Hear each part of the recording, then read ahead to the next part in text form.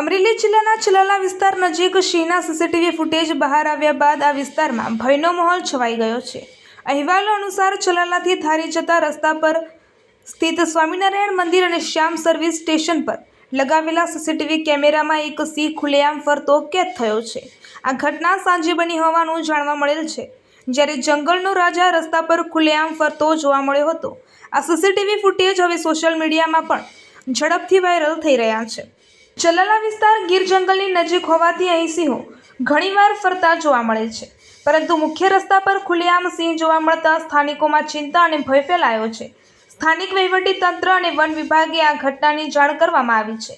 One વિભાગે લોકોને સતર્ક રહેવા અને ખાસ કરીને રાત્રે એકલા બહાર ન નીકળવાની અપીલ કરી છે। રિપોર્ટર રાઠોડ મહેન્દ્રભાઈ।